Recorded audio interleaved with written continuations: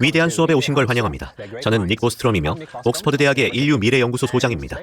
오늘은 취약한 세계의 가설에 대해 이야기해 보겠습니다. 이 가설은 인류 문명을 자동으로 파괴하는 기술이 존재한다는 겁니다. 인류의 역사는 큰 항아리에서 발명이라는 공을 하나씩 꺼내는 과정입니다.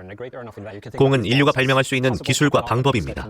역사 내내 인류는 공, 즉 발명을 하나씩 꺼내왔습니다. 우리 주변에는 이 공들이 가득해요. 효과는 대부분 긍정적이죠. 하얀 공이라고 합시다. 어떤 경우엔 회색일 수도 있겠네요. 어쨌든 덕분에 현대적인 생활이 가능합니다. 식량이 풍족해졌고 첨단 기술과 통신수단도 가질 수 있게 됐습니다. 아직 꺼내지 않은 검은 공이 있습니다. 그건 문명을 파괴할 수 있는 기술입니다. 인류는 능숙하게 공을 꺼내게 되었지만 다시 넣을 능력은 없습니다. 발명할 수는 있지만 발명을 돌이킬 수는 없어요. 그러니 항아리에 검은 공이 없길 바라야죠. 취약한 세계의 가설은 항아리 안에 검은 공이 하나는 있다는 겁니다. 문명을 파괴할 수도 있는 기술이 들어있다는 뜻이지요. 취약한 세계의 가설이 참인지 거짓인지 저는 모릅니다. 하지만 인간의 상황과 행동을 새로운 관점으로 보게 하죠. 먼저 문명 파괴를 이렇게 정의해봅시다. 10억 명의 인구가 사망하거나 세계 GDP 50%가 감소하고 그 현상이 최소 10년간 지속되는 거라고 정의합시다. 자, 취약한 세계의 가설이 참이라고 해봅시다.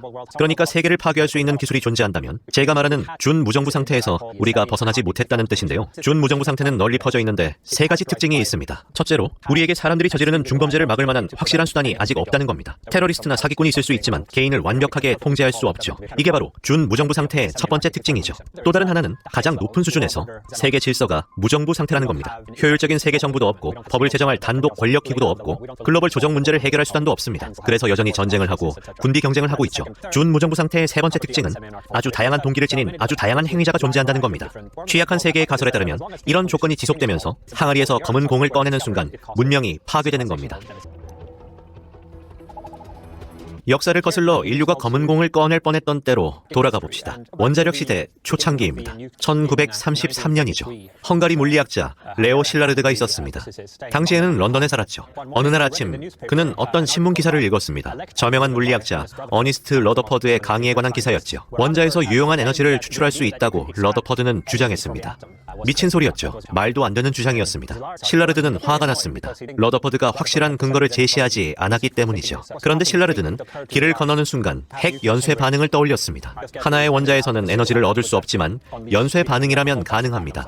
그 순간 핵폭탄을 만들 수 있다는 걸 깨달았습니다. 동시에 그 위력도 알게 됐죠. 작은 물질의 에너지만으로도 도시 하나를 날려버릴 수 있다는 사실을요. 여러분이 레오 실라르드라면 어떻게 하실 건가요? 모든 걸 바꿔버릴 원자폭탄의 가능성을 최초로 깨달았다면 말이죠.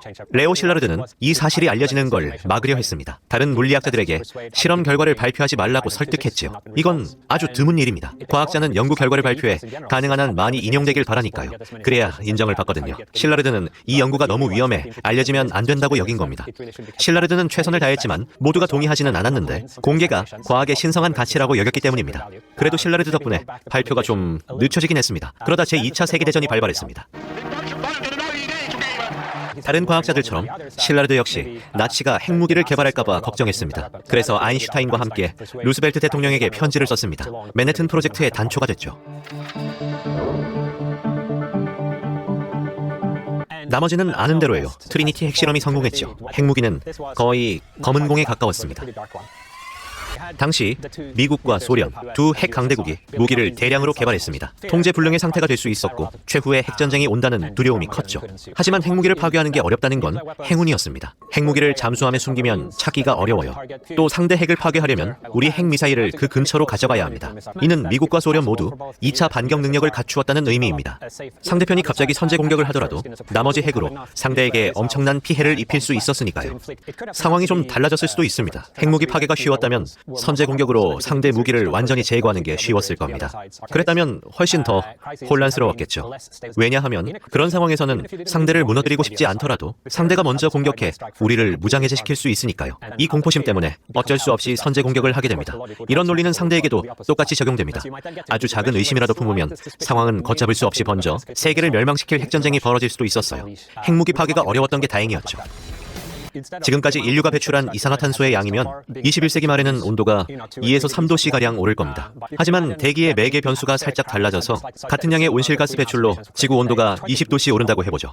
상황은 훨씬 더 심각해질 겁니다. 한 개인이 엄청난 파괴 행위를 해서도 아니고 어떤 강대국이 파괴적인 기술을 사용하라고 자극을 받아서도 아닙니다. 수많은 개인이 자동차를 모는 것 같은 미약한 파괴 행위를 해서 각자 이산화탄소 배출에 조금씩 기여했기 때문입니다. 이런 행동이 합쳐지면 문명을 파괴할 수도 있죠. 이게 바로 세 번째입니다. 지금까지가 취약한 세계의 가설이었습니다. 이 가설이 참이 아니라는 근거는 없습니다. 참인지 거짓인지 알 수 없지만 운에만 기대면 안 됩니다. 항아리 안에 검은 공이 없기만 바랄 게 아니라 적극적인 대처 방안을 고민해야 할 때입니다.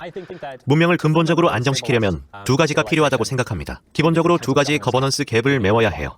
첫 번째는 심각한 범죄자를 막을 수 있는 확실한 방법이 필요합니다. 생물학이나 핵무기로 쉽게 문명을 파괴하려는 사람을 막는 방법이죠. 그러려면 모든 사람을 감시하면서 실시간 개입이 가능한 도구가 필요합니다.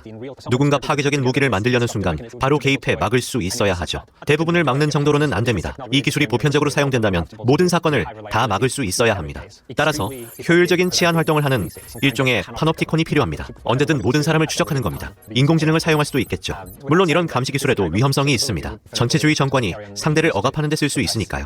미래의 검은 공으로부터 문명을 지키는 또 다른 한 가지는 지구적 문제를 협력해서 해결할 강력한 능력입니다. 선제 공격이 가능한 신무기 기술은 강제하기 어렵기 때문에 조약으로 사용을 금하기가 어렵습니다. 그럼에도 불구하고 여러 나라가 힘을 합쳐 이 기술을 규제해야 합니다. 그러려면 예방적 치안 능력과 글로벌 협력 능력을 키워야 합니다.